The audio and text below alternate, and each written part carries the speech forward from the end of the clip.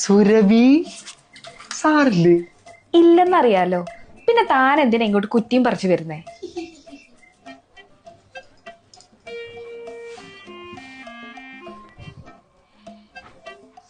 സാറിന് എല്ലാത്തിനും ഞാൻ അമ്മയാണ്. ആ, അത് ഇന്നലെയും കൂടെ പപ്പ പറയുന്നുണ്ടായിരുന്നു. എന്താ പപ്പ പറഞ്ഞത്? നീ ഇല്ലായിരുന്നെങ്കിൽ ഇവിടുത്തെ പണി മൊത്തം മര്യാദക്ക് നടന്നേനെ. സുരഭിക്കറിയുമോ എന്ന് എനിക്കറിയില്ല.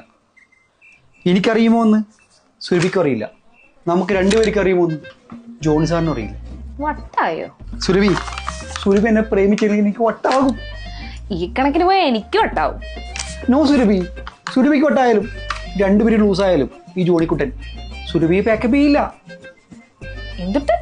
അതായത് സുരഭി ഇപ്പൊ മറ്റൊരാളെ കെട്ടിക്കഴിഞ്ഞിട്ടുണ്ടെങ്കിൽ സുരഭിക്ക് നല്ലൊരു ജീവിതം കിട്ടാന്നല്ല, കിട്ടും. ഓക്കെ, കിട്ടും. ആ കല്യാണം കഴിഞ്ഞ് സുരഭി പെടാൻ പോകുന്ന പാടുണ്ടല്ലോ, അത് പെടാപ്പടായി. എന്തുപാട്? സുരഭിയുടെ പപ്പയുടെ പേരെന്താ നിനക്കറിഞ്ഞൂടെ? അറിയാം, എന്നാലും പറ. ജോണി. എന്റെ പേരെന്താ? ജോണി. ആണല്ലോ. സുരഭി കെട്ടാൻ പോകുന്ന ചെക്കന്റെ പേര് ജോണി എന്നല്ലെങ്കിൽ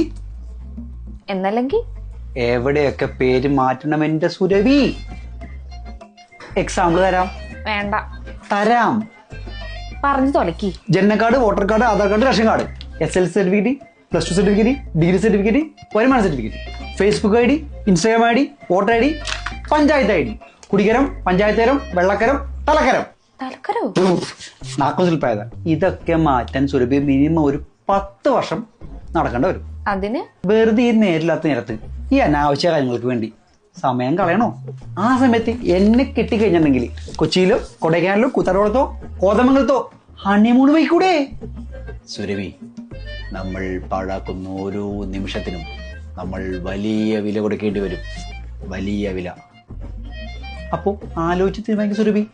പോട്ടെ.